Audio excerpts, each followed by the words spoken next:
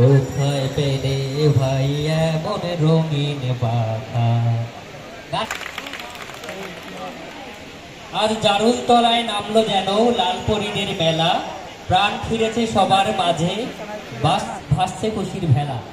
আমরা আমাদের ছোট্ট সোনামণিদের জন্য অনেক অনেক বেশি শুভকামনা জানাই।